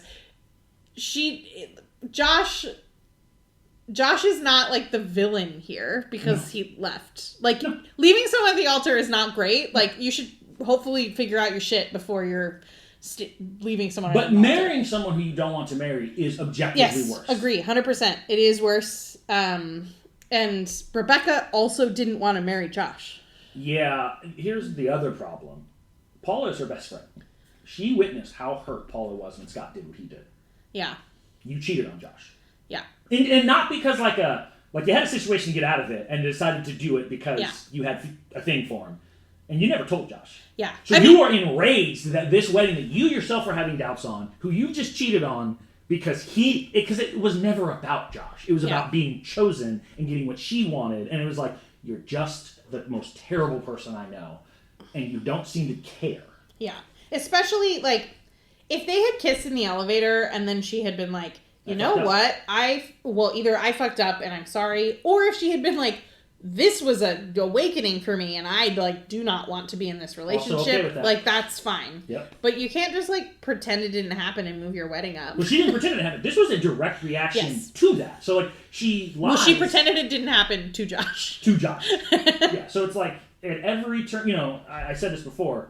She's I deserve better, and I'm no, you don't. Josh deserves better here. You really don't deserve better because you need to be better to yourself and everyone else long before you talk about deserving. Yeah. Top 5 moments? Favorite moments? So I actually didn't struggle with this as much as I was concerned with. I have 7. Okay, you and I have a different definition of the word 5. I have 5, but I have bullet points, so it's not a true 5. Why don't you do 2? Greg going to AA and getting the fuck out.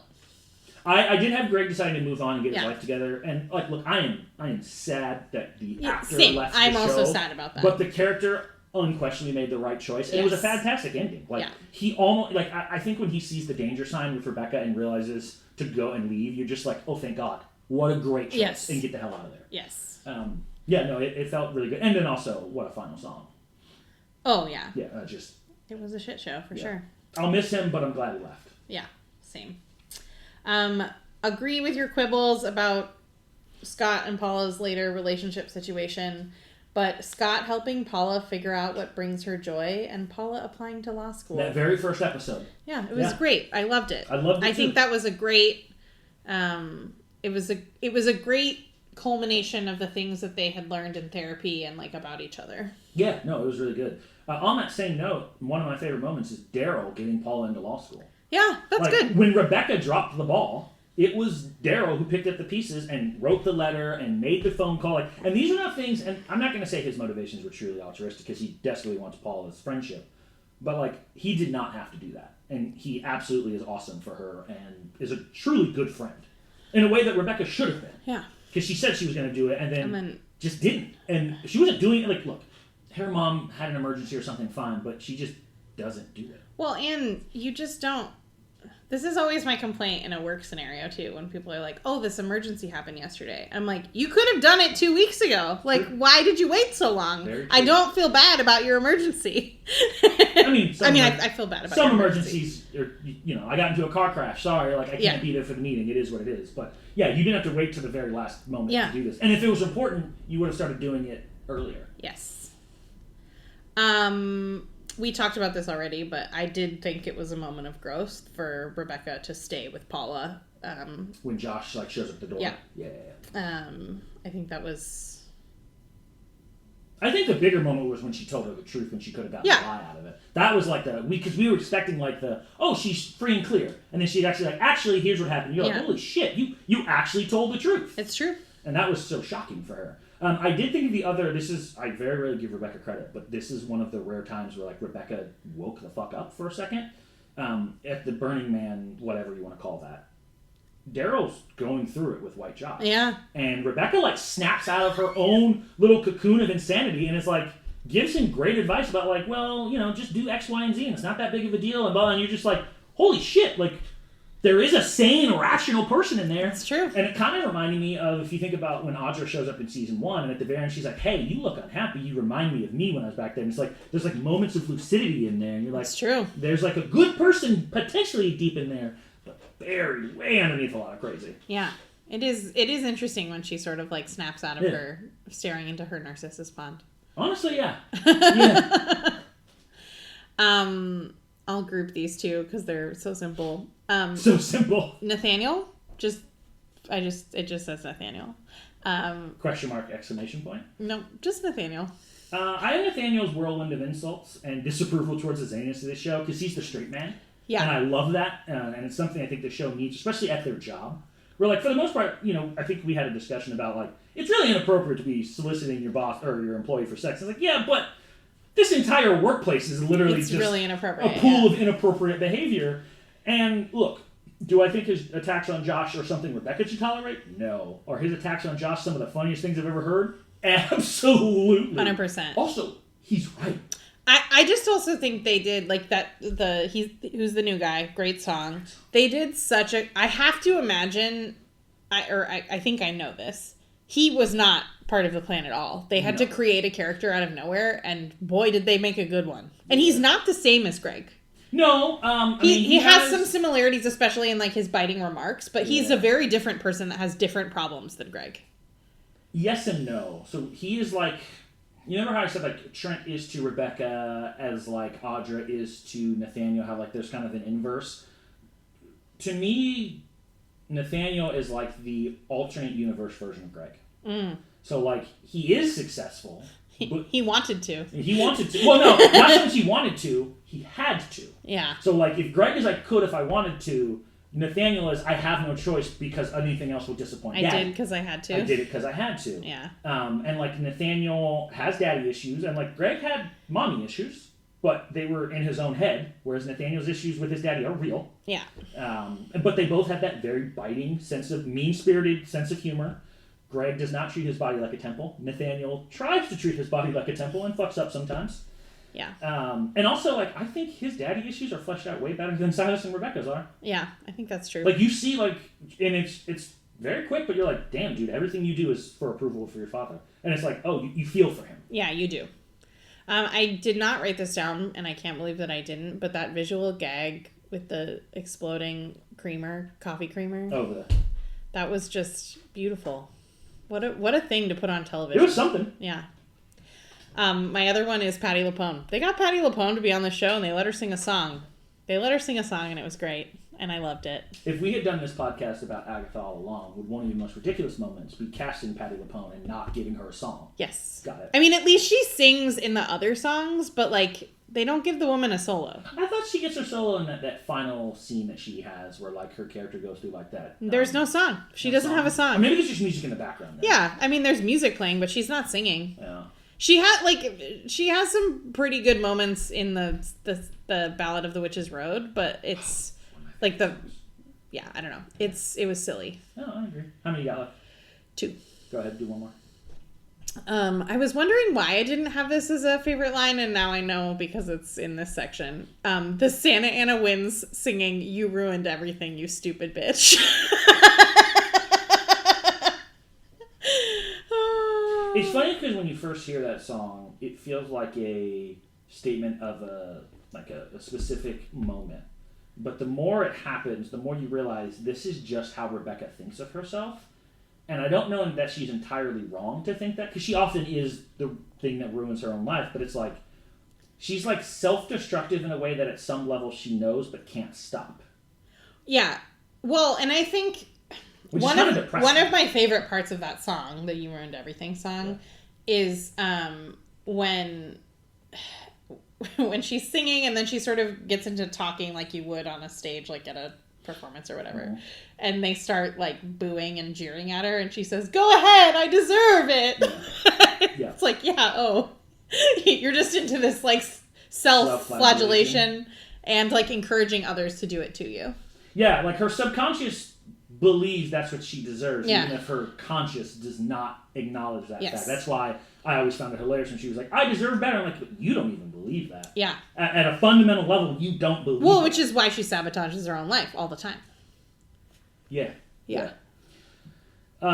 So even though and I don't necessarily disagree with you about we didn't get enough of this character, but I actually really love the growth Valencia gets. Oh, me too. Yeah. And not only the fact that like, I love the healthy way that she gets over Josh, where she's like, yeah, I'm hurt by it, but also I acknowledge that like, this wasn't working for either of us. The fact that she comes to terms with Rebecca and Josh to the point that she's willing to plan the wedding, but has like some still real mixed feelings about it. And her character doesn't completely flip from, oh, now she's just good. Like, there's still elements of the bitchy, controlling, manipulative Valencia still there. It's not like she's completely changed 180. And also, it's funny because I think Anna existing for a small period of time really helped us understand Valencia. Like, that 2-episode arc that she had was perfect.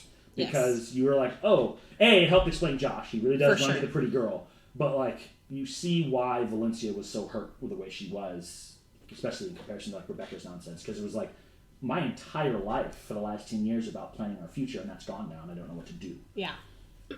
Well, and I think that it's actually interesting because Valencia and Josh had a similar problem. They didn't build a life outside of each other. Like, and at least Valencia was trying to build a life that she wanted without consulting Josh about what that should look like. But Josh wasn't doing any of that. Like, he just was sort of going along with. Yeah, I mean, I think you're going to get annoyed by this, but I think that's more or less just like the standard woman does all the planning, man is just along for the ride kind of accepted dynamic in a relationship. I guess I don't necessarily mean the like planning part. I mean that I don't think like Josh doesn't have anything. I mean, this is going to be hard to explain because, like, I think it's more so, like, your expectations of what an adult should be are X, Y, and Z. You should have a plan, you should have a career path, you should have this, and, like, that isn't really Josh. But that is Rebecca. I mean, I don't 100%, you should, like, you should have a job that, like, lets you take care of yourself and not constantly live on someone's couch or with your parents or whatever. Sure. But I'm not... Like, I don't care if Josh, like, runs an Aloha Tech franchise and that's what he does with his job. Yeah, but you said runs an Aloha Tech franchise. Yeah, I mean, if he can make enough money not doing that, if he could be the actual manager instead of the assistant manager and that's enough money, then fine. But I don't know. I feel like he doesn't have anything that's for himself other than being a priest now, I guess. I think the thing is that, like, a lot of people define themselves as being successful, and that is what will or will not make them happy. Nathaniel, for example, has to be successful. If he is not successful, then he is a failure because he's a failure to daddy. I think Josh doesn't define himself that way, and I think that frustrates a lot of people. And it's obviously going to frustrate a woman who's trying to plan a life with him because there's like an element of expected success and, you know, blah, blah, blah, blah, blah. And I think that's the thing that, like, what Josh needs is a thing. It's not necessarily he needs success. He doesn't need a degree. Yeah. He doesn't need a career. He just needs purpose. And I think that's what he's looking for. Yeah. I think for a long time he was chasing the pretty girl. Valencia was the pretty girl. Like, actually, we talked about this before with Josh where you were like, he needs external validation. I actually looked at external validation. I don't think that's what Josh is chasing at all. Rebecca is actually chasing external validation all the time. That's why she needs to be chosen. Like, that is how she... Oh, I think they both do that. Josh isn't really looking to be chosen. He isn't really looking to be accepted. Like, Josh is so unaware of most other people in existence that, like, Josh is content to sit at home and play video games and be just fine. Josh is okay to work at Aloha Tech. Josh didn't even realize how stupid his clothing looked at the model thing because Josh just does Josh stuff. He's not aware enough to be chasing external validation. I just think that he doesn't have any, like, I don't know that he has self-worth. I don't disagree with that, but that's different than, like, I don't think he's searching for on the outside. I think he's just searching for something. I don't think he's searching for, like Nathaniel needs daddy's approval. He needs external validation. I think that's partially why he chases after pretty girls, though. I think he just doesn't have anything else. That is the whole conversation that Father Brett is kind of telling him. Like, you do this to fill the void because you don't have anything else. Yeah. I don't think it's because of the thing. I think it's just like, he was the popular high school boy. So you just chase the pretty girl, and that's your thing. Okay, he had Valencia. That's his thing. Mm-hmm. Then he got Anna. Like, actually, in the song where he doesn't want to be alone with his thoughts, that's why he immediately runs to Anna out of fear. Mm-hmm. If I don't have a pretty girl, I have to start thinking about what I don't have. I might start thinking about... I might not like my mom because I don't like avocados. But I used to like them. So what if I no longer like my mom? All right, my last one is Paula calling Naomi to yell at her and not taking credit for it. Yeah, that was an awesome moment for Paula. Yeah. That was the best moment of the season for Paula. Yeah, for sure. Paul, it's funny, though. The sad thing about that is that was also Paula being Rebecca's mom. Yes. That is the only unfortunate piece about that, is that, like, she had to step back into the mom role because Naomi was basically abdicating her responsibilities. And that she shouldn't have had to do that. No, she shouldn't have. But also good on her for recognizing it needed to happen. All right. I actually had a really hard time with winners. I did not. I have 2. I have 4. Oh, wow. That's a lot. It is. While he does leave 5 episodes in, Greg is unquestionably... I, too, have Greg. He does the right thing. He moves across the country. He escapes from bunch sanity. He does escape from bunch sanity. Victory. Also, I think acknowledging a problem that he had with alcoholism and it was destroying his life. Yeah. That's a big step. I'm not saying his journey is done, but, like, that's a huge step to fixing the problem. I also think I was really proud of him. We talked about this during those episodes, but, you know, they tell you when you're in recovery not to make big decisions. And, well, you're always in recovery. When you're early in your recovery. When you're starting. And he's scared, but he does it anyway. Yeah. And I think that's right. I also like that. I feel like the typical sitcom trope would be Greg. And Greg was mad that Josh and Rebecca got together. But he owned, like, this was partially my own fault. I just abandoned. It's not fair to expect everyone else to put their life on hold because I went no contact for a month. Which is like, I didn't expect that from Greg. I thought he was going to lose his shit. Yeah. And, like, he's hurt and he's not happy about the situation. But he also understands that, like, he had to own that. And, like, let's be honest, Rebecca would not have owned that situation and said this is any of her fault. It's true. So it's like, good on Greg for doing that. Number 3, Daryl. Great friend to Paula. Yep. Gets her into law school. Gets her to swallow her pride and take back Scott. And he's even willing to accept that his friendship will always be a little bit one-sided, and he's okay with that. And also kind of gets Nathaniel to open up a little bit. That's true. Those are all really good points. I thought about Daryl, but I didn't put him because I think... I also like that he gets over his insecurities about being with White Josh. Yeah. But I think we just introduced like a giant elephant into their relationship that is going to be complicated for Daryl. But I guess that happens at the end. Much like I said about, I didn't think Rebecca was going to win season 2. She got what she wanted at the end of season 1. She gets the win for the season. Yes, Daryl does introduce the baby, but I will say this. White Josh's issue is that he never thought that Daryl took him seriously. Mm.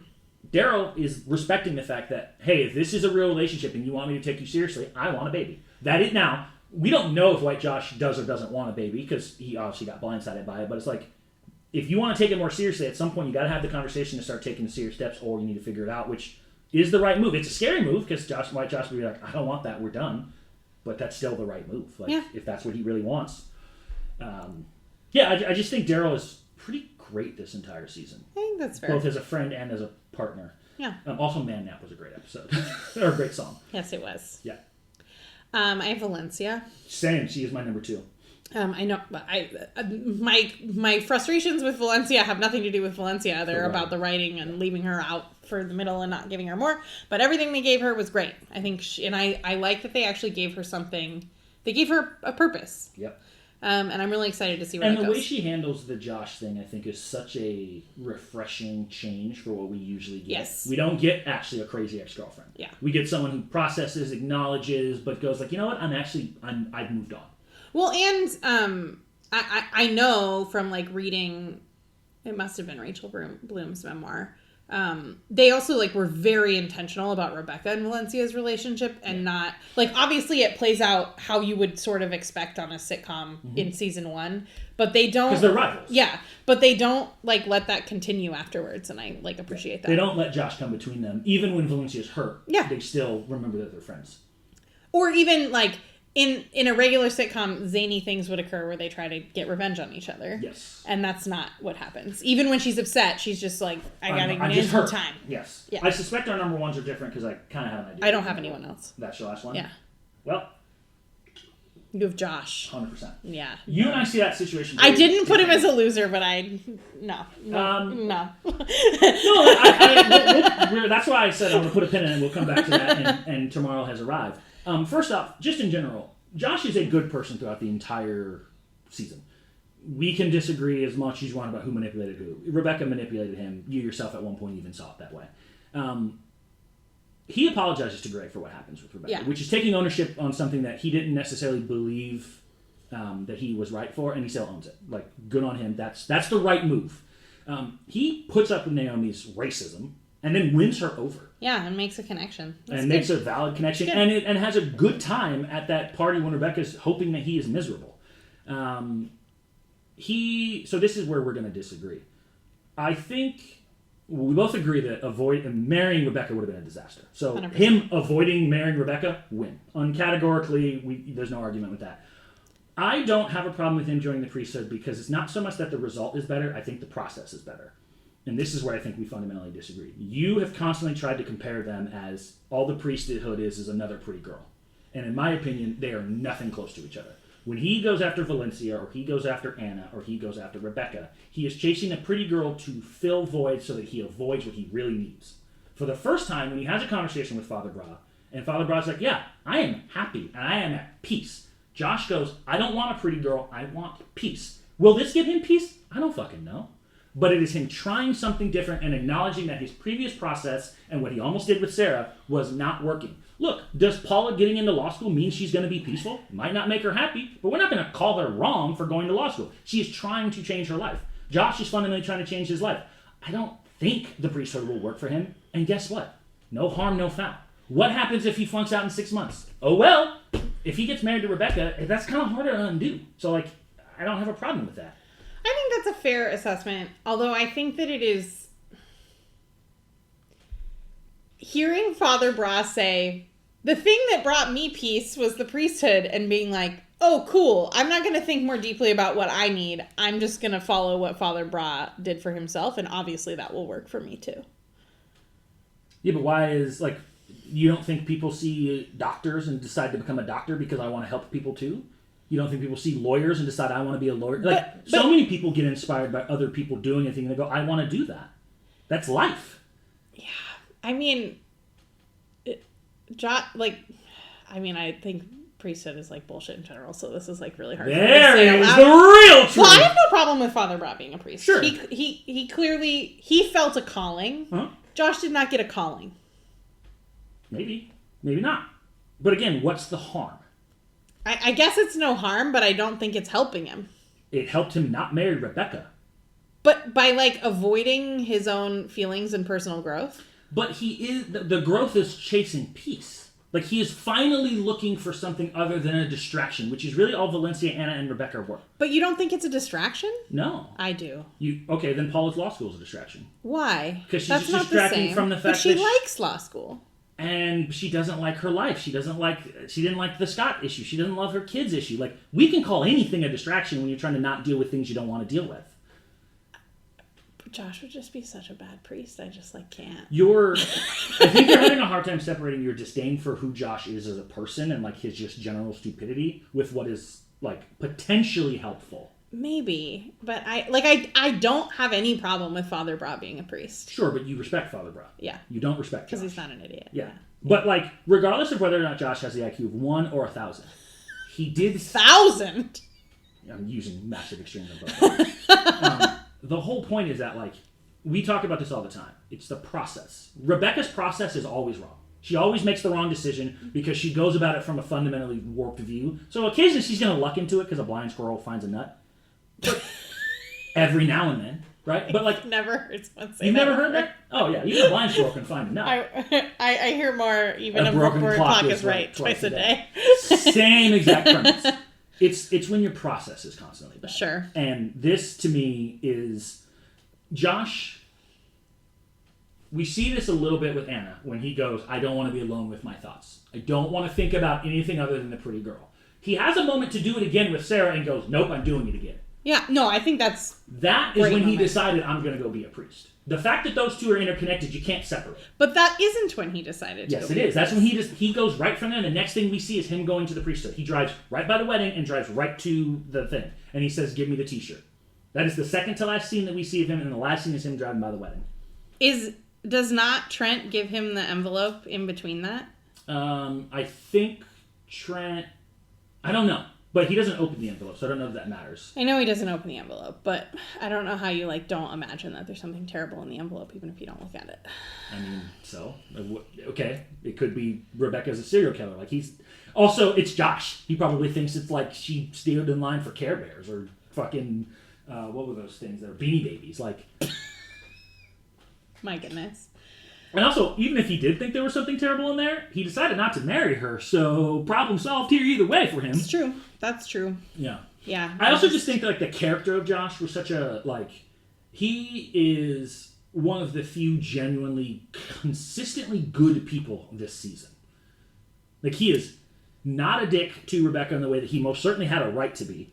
He tolerates Valencia planning his wedding, in which no man should have to tolerate their ex-girlfriend planning their wedding unless they're friends. He tolerates Naomi's racism, in which no man should have to tolerate Naomi's racism. He's just good.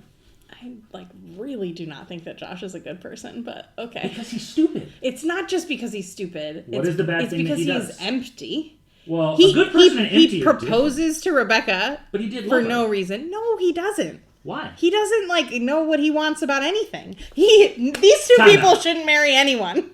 So there's a difference between you can love someone who you have no business marrying. You understand that? Yes. Okay. So you're saying because he's empty in life, he can't be in love with Rebecca? I think so. Okay, so Rebecca was never in love with Greg because she's always been empty. Yeah. And she can't love her mom because she's always empty? Family's different. Why? Because you're supposed to love them anyway.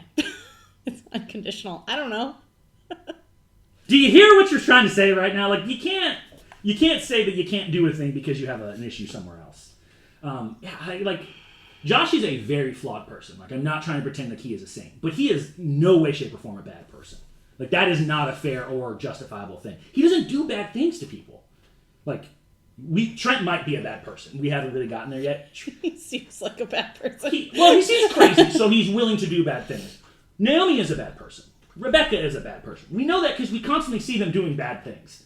I don't know that I think Nathaniel's a bad person. He's mean, but I wouldn't say he's a bad person. Paula's kind of a bad person. I like Paula, but Paula is a bad person. Yeah. That word has to mean more than just you're dumb or I don't like you or we thought Valencia might be a bad person, and she's really not a bad person. Yeah. She's mean and she's kind of bitchy. Well, and she seems to be less of those things now that she. Is she nicer to Rebecca because she's her friend? Is she less bitchy? Because she was kind of bitchy to Anna. Anna's just the new villain. That's true. I think they were... Is she nice to Josh? No. Is she nice to Heather? And she likes Heather. I think she's nice to Heather. But when she's coordinating the wedding... I think Valencia is very intense, for sure. Okay, that's fair. But you see my point, right? Yes, I see your point. Yeah, I think... I understand why you don't... Look, this is my question, I guess I would ask. If you had a female best friend, you would say, absolutely not, never date Josh because he's too stupid. Yeah. If I had my female best friend, I would say, as long as you're okay with him being stupid, he's a genuinely good guy. And that's why I don't have a problem with him. He's not a bad person. Whereas, even if Rebecca weren't crazy, I think she's a fundamentally bad person. Because Naomi isn't crazy, but she's a fundamentally bad person. Yeah.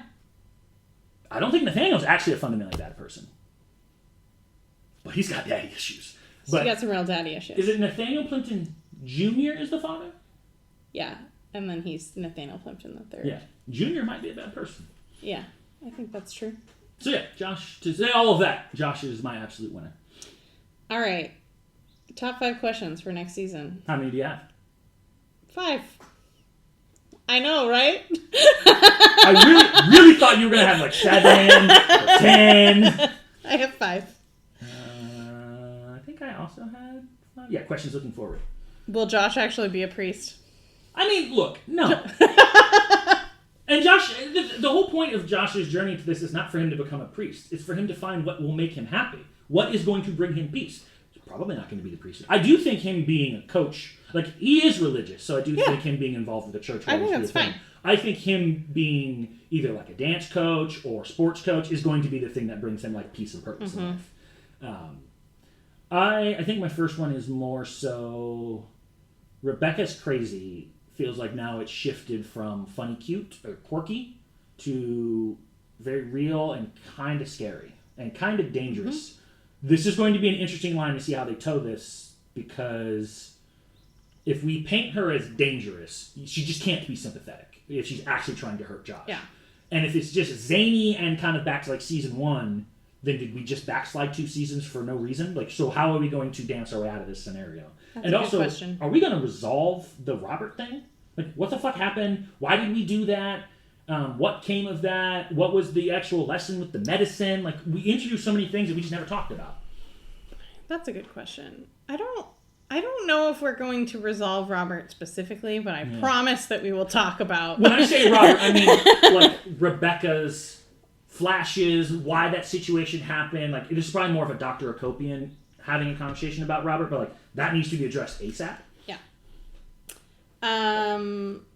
Is Valencia going to, like, start her own business, or what's she going to do? I'm really curious. I would assume wedding party planner. Yeah, same, but I'm just curious what she's going to do with that. Also, she'd be an excellent promoter. Yeah. Yeah. Speaking of Valencia, is she going to have to be the voice of reason when it comes to Rebecca trying to destroy Josh? Because it can't be Paula. And who else? Heather, I feel like Rebecca doesn't listen to well enough.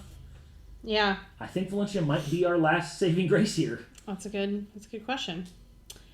Are we shifting to a new love triangle, or will it not be a triangle anymore? Is Josh not involved now at all? I assume the triangle is over. Like, it sounds like Josh is out of the picture finally. Even the episode titles tell us so soon. Still some Joshes. But it's like this is the epilogue to their relationship. Yeah. I have a question related to that. Just how much of a disaster, or how bad is the Nathaniel-Rebecca romance going to be? Yeah. I don't know how to answer that question. I'm not... What do you mean by bad? Well, Rebecca is not funny to me. So it's going to be probably a lot of rehashing the cringe that we saw. And I think the only question is going to be, does she treat Nathaniel like Greg, where she discards him the moment she gets a better option anytime, any place? Are they going to go on a date and she brings home another guy? Is she going to obsess over him like he is Josh and put him on a pedestal, and then the moment that he fails to meet her picture-perfect expectations, she is tired of him? Or do we get a new version of her crazy when it comes to Nathaniel? Or do they never even date at all and she just pines after him indefinitely because he decides to date someone else? This could go a bunch of different ways. I don't see any of them going well. I almost want to tell you that the answer is yes. But I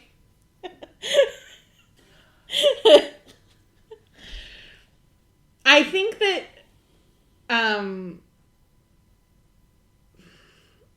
some of the zany in season 3 is going to really get to you, and some of the zany is dangerous. Yeah, I figured.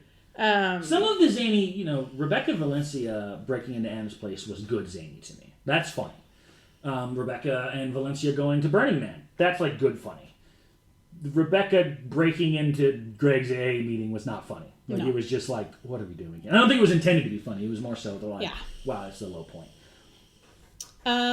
Is Paula going to finish law school and become a lawyer? And will she keep working at Whitefeather? Or I guess that's not what it's called anymore. Plimpton, and Whitefeather. I mean, my assumption would be yes. only because they would just promote her to being a lawyer.